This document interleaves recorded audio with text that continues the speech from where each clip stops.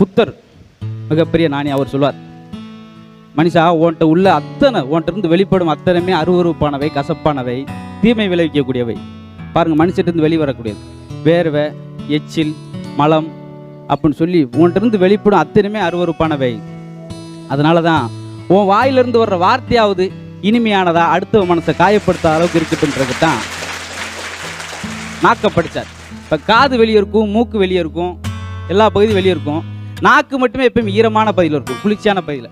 எதுக்குன்னா அந்த நாக்குலேருந்து வர்ற வார்த்தை அடுத்தவன் மனசை குளிரப்படுத்துகிற வார்த்தையாக இருக்கணுன்ற கதை அந்த விஷயம்.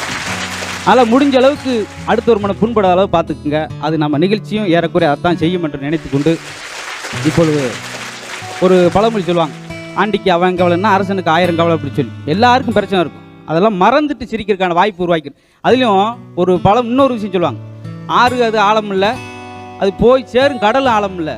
அப்போ ஆழம் எது ஐயா? அந்த பொம்பளை மனசு தாயா. பொம்பளை ஒன்று கூட்டிச்சுன்னா காலையில் 6 மணிக்கு ஆரம்பிக்குங்க. அவளை தெரியுமாண்டு காலையில் 6 மணிக்கு ஆரம்பித்தா இவளை தெரியுமாண்டு சாயந்தரம் 7 மணிக்கு தான் முடிக்குங்க. அதுக்கும் தட்டிக்கு பேசு என்னென்ன பேசுங்க சம்மந்தம் இல்லாமல். என்னடி ஒரு கொத்தனாரா கல்யாணம் பண்ணது பெரிய தப்பாக போச்சு. ஏன் என்னாச்சு? ஏன்னா அவங்க அம்மா என்ன தப்பு செஞ்சாலும் பூசி மொழிகிறான். அதே போல் எங்கள் அம்மா என்ன தப்பு செஞ்சாலும் வீடு வெட்டுறான். அம்மா வெட்டுறாச்சு சொல்லுங்கள, கொடுமையாக நடக்கும். அப்புறம் நீ சும்மா ஏதாச்சும் பரவாயில்ல, நான் அந்த டாக்டரை கல்யாணம் பண்ணு படுங்கொடுமையாக இருக்கு. என்னம்மா அப்ப உசுரை எடுக்கிறியான்? ஏன்னா அவர் தொழில் அவர் தான் செய்வார் பாவம். அப்புறம் ஓட்ட மட்டும் தனியாக செய்ய முடியும். அப்படி புதுசாக பின்னி எடுக்க காரணம் என்னென்னா, தமிழ்நாட்டிலே நம்ம சின்ன வயசில் முதல்ல அவனுக்கு பல்லு முளைக்குது என்னமோ, பிறந்த உடனே லொல்லு முளைச்சிது. பல்லு முளைக்குள்ளே பேச ஆரம்பிச்சுறாங்க. அதுவும் என்னென்ன பேசுன்றீங்க? அது ஒரு விஷயம் சொல்லித்தரமில்ல. ஒரு உட்கார வச்சு சொல்லியிருக்காரு, ஒரு ஊரில் ஒரு மன்னர் இருந்தார், செத்து போனார். ஆமாம், ஒரு ஊரில் ஒரு மன்னன் மட்டும்தான் பயமாக இருக்காதா, அதே செத்து போனார். எனக்கு அடுத்த ஏதாச்சும் நம்ம சொல்லணும்னு தோணுமா? ஒரு சாதாரண பேசுவாங்க. அப்புறம் காலையில் பேப்பர் போடுற வருவாங்க. பேப்பர் இப்படி வீசி விட்டு போயிருக்காரு, நாய் தூக்கி ஓடிச்சு. அதுக்காக கறி வாங்கி போட்டாத்தானே பேப்பர் தூக்கி போயிடுச்சு, எலும்பு நினச்சி போய் கொதறி போட்டுச்சு. தாத்தா போக வந்துச்சு, மடப்பலை காலையில் பேப்பரை போட்டு எடுத்து தாத்தாட்ட கொடுக்கணும், அறிவு வேணாமா, போய் எடுத்து வாடா அப்படின்னாரு. போய் அந்த கசங்கி போட்ட பூரா அழிட்டு வந்து கொடுத்தான்.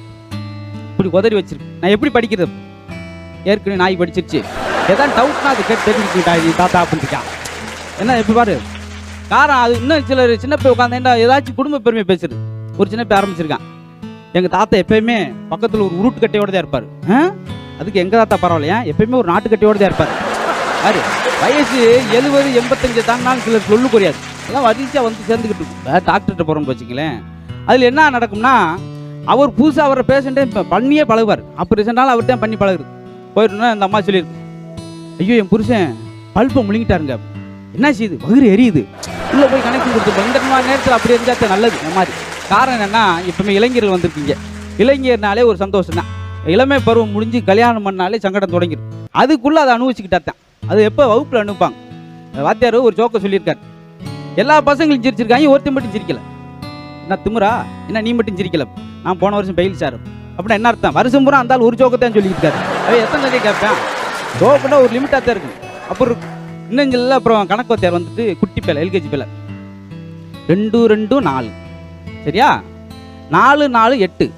அப்போ 3886 8964 கழிச்சா எவ்வளவு அப்படின்னா அவன் தேம்பி அழுதிட்டான். ஏன் மனுஷன் ஐயா, சின்ன சின்ன கணக்கெல்லாம் நீ சொல்லிவிட்டு 5050 நான் எங்கிட்ட வகுத்துருக்க. சில நேரத்தில் தெரியாத வாத்தியாருக்கு தெரியாத கேள்வி பையன் கேட்டான்னு வச்சுக்குவேன், எருமாட்டு பழைய நீ எல்லாம் எதுக்கு பள்ளிக்கூடத்தை உட்காரு அப்படின்றாரு. ஏன்னா அது தெரியாத வெளியே காட்டிக்கிற கூடாதுன்றக்காக அது நடக்கு. எக்ஸாமில் இன்னொரு விஷயம், பாராட்டக்கூடிய விஷயம், எல்லாரும் 100க்கு 100 மார்க் தான் உண்டு. ஒருத்தர் 130 மார்க் எடுத்துட்டான். வாத்தியார் பேதளிச்சு போனார். எப்படி 130 மார்க் போட்டார் என்னன்னு பரட்டி பார்த்தா பிட் அடிப்பாங்க. அவன் என்ன செஞ்சிருக்கேன், பிட் அடிச்சுட்டு அந்த பேப்பரையும் சேர்த்து கட்டி விட்டு இருந்திருக்கேன். அந்த வார்த்தையை ரீச் ஆகிறோம்னா அதுக்கு ஸ்டிக் பண்ணி மார்க்கை போட்டு விட்டுக்காரு. 130 மார்க். சில இடத்துல தான் சாதாரண நடக்குது, அது நடக்கும். அப்புறம் நாளைக்கெல்லாம் டூர் போகிறோம். அதனால் மாணவர்களே, நாம் ஆப்பிரிக்காவுக்கு போகிறோம். ஆப்பிரிக்காவுக்கு எப்படின்னா, ஆப்பிரிக்காவில் வந்து இலைகளில் தான் உடையிலே உடுத்துவாங்க. படக்குன்னு ஒருத்தர் இருந்துச்சு, அப்போ நம்ம இலையுதிர் காலத்துக்கு போமா டூருக்கு, அதை எதிர்பார்க்குறது ஏதோ ஒன்று. அதெல்லாம் நம்ம இந்த இடத்துல சொல்லி இருக்க முடியாது. அதனால் ஏகப்பட்ட சுவாரஸ்யமான விஷயங்கள் இந்த மாதிரி நிகழ்ச்சியில் நிறையா மக்களுக்கு போய் சேருது. கடைசியாக ஒரு சின்ன செய்தி, ஒரு சின்ன சிங்கக்குட்டி காட்டுக்குள்ளே வளர்ந்துக்கிட்டு இருக்கும்போது தப்பி போய் ஒரு ஆட்டு பண்ணையில் சிக்கிது. ஆட்டுக்குட்டியோடு சேர்ந்து ஆட்டுக்குட்டிகளும் பெருசாக வளர வளர அந்த சிங்கம் வளர ஆட்டுக்குட்டி பாவனைகள் என்னென்னவோ அந்த பழக்க வழக்கம் சிங்கத்துக்கு வந்து அதுகளாகவே மாறிடுச்சு. ஒரு நாள் சிங்கம் அந்த ஆட்டு பண்ணையில் கட்டும்போது எல்லாம் ஓடி இருக்கு. அந்த கூட்டத்தோடு சேர்ந்து சிங்கம் ஓடி இருக்கு. சிங்கம் நிறுத்துச்சு. சிங்கக்குட்டியை பார்த்து ஓடாத, எங்கே சிங்கம் பேசுன்னு கேட்கக்கூடாது. எல்லா கதையிலும் அப்படித்தான் சொல்கிறாங்க, அதனால் நான் சொல்கிறேன்.